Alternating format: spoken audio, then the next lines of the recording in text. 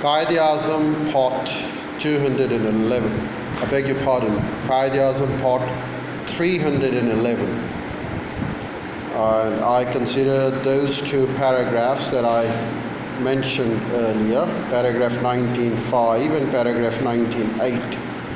Let's go through paragraph 19.5. The sections shall proceed to settle provincial constituencies for the provinces included in each section and shall also decide whether any group constitution shall be set up for those provinces, and if so much, what provincial subjects the group should deal.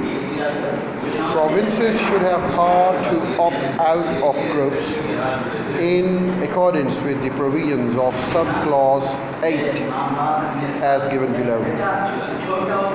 Paragraph 19.8. As soon as the new constitutional arrangements have come into operations, it shall be open to any province to elect to come out of any group in which it has been placed.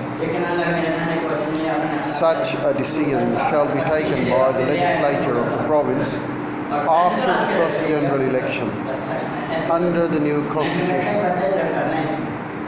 The Cabinet Mission have throughout maintained the view that the decision of the sections should, in the absence of agreements to the contrary, be taken by simple majority vote of the representatives in the sections. This view has been accepted by the Muslim League, but the Congress have put forward a different view.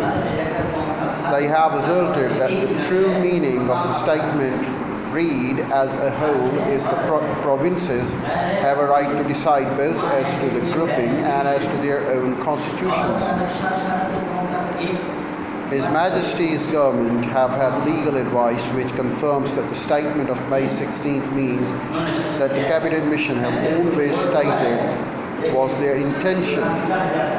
This part of the statement, as so interpreted, must therefore be considered an essential part of the scheme of May 16th for enabling the Indian people to formulate a constitution which His Majesty's government would be prepared to submit to Parliament.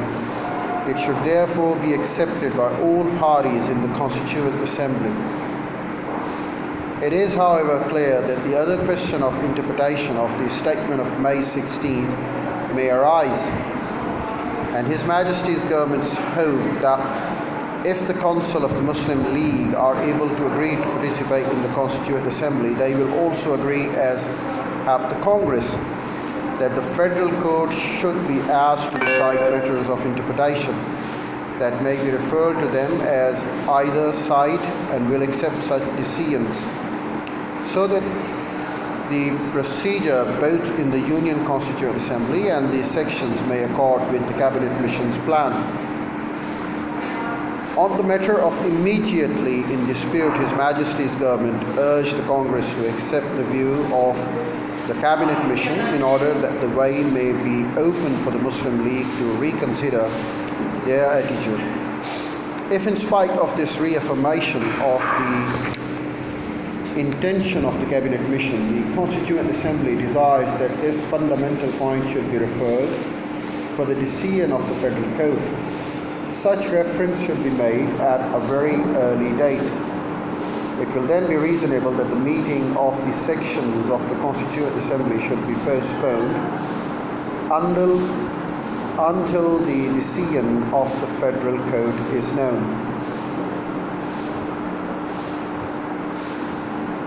There has never been any prospect of success for the Constituent Assembly except upon the basis of an agreed procedure. Should a constitution come to be framed by a Constituent Assembly in which a large section of the Indian population had not been represented, His Majesty's government could not, of course, contemplate, as the Congress have stated, they would not contemplate forcing such a constitution upon any unwilling parts of the country. After the statement had been read by Mr. Jinnah asked what the position would be if the Federal Court took a different view of the interpretation of the document from that held by HMG. The minister, without